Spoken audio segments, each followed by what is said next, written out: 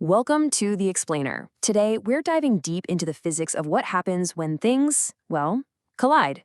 We're going to explore the science behind everything from a simple bounce to a major crash. You see them everywhere, right?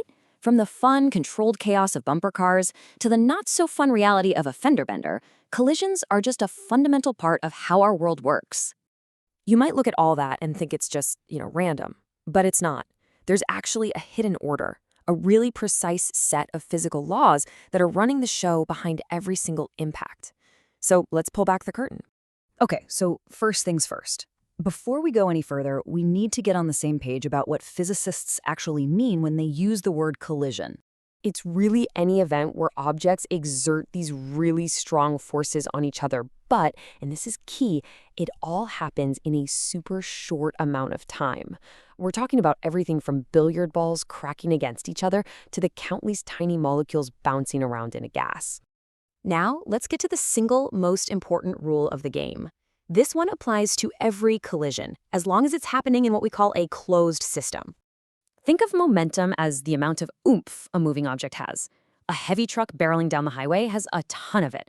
It's kind of interesting, actually. The Arabic term you see here, el-zakham, also captures this idea of impetus or drive. It's all about the quantity of motion. And this is the core principle. In any system where you don't have outside forces messing things up, the total momentum before the collision is exactly equal to the total momentum after. It doesn't just vanish. And I really mean always. This rule is absolutely unbreakable for any type of collision. It doesn't matter if the objects get totally mangled or even stick together. The total momentum stays the same. Okay, so if momentum is always conserved, what's the big deal? What makes one collision different from another? Well, that's our next big question. I mean, why does a game of pool, with all its clean bounces, look so completely different from the mess of two cars colliding at an intersection? The answer, the key difference, lies in what happens to the energy of motion itself, the kinetic energy, during that moment of impact. And this brings us to the two main categories, the two main paths a collision can take, and they are defined entirely by what happens to that kinetic energy. First up, you've got what you could call the perfect collision. This is an elastic collision, and it's where no kinetic energy is lost at all. It's all conserved. The classic example everyone uses is that clean clack of billiard balls. They hit, they transfer their motion, and they bounce away without any real damage. It's a nearly perfect elastic collision. But on the other hand, you have inelastic collisions, and let's be honest, these are the ones we see pretty much all the time in the real world. This table just lays it all out so clearly. Notice that momentum is conserved in both scenarios. We already knew that. The real defining factor is the kinetic energy. Does it stay the same, or does it change into something else? That's the whole story. So you have to wonder, right, if that motion energy isn't in the objects anymore, it can't just disappear, it has to have gone somewhere. And here's where it goes. The lost energy isn't gone at all, it's just transformed. It becomes the heat you might feel after an impact, it's the sound you hear, the crash or thud, and it's the energy that's used to physically bend, break, or crumple the objects themselves. Now, this brings us to the most extreme version of this, which is a perfectly inelastic collision.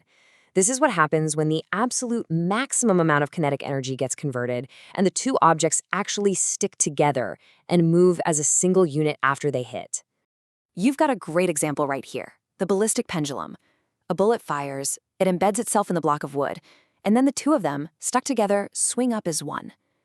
A huge amount of the bullet's initial kinetic energy was just converted into heat and sound during that impact. Okay, so this is all really fascinating physics, but why is understanding this distinction so important when you walk out of the classroom? Well, it all comes down to the relationship between force and time, which is laid out in the impulse-momentum theorem. And once you understand this, you can actually engineer things for safety. Think about how an airbag saves your life. A car crash is a deeply inelastic event. The airbag inflates to increase the time it takes for your head to stop. By making that collision last just a tiny fraction of a second longer, the amount of force exerted on you is reduced dramatically. Less force means less injury. We're literally using the physics of inelastic collisions to protect ourselves. And that leaves us with a final thought to chew on.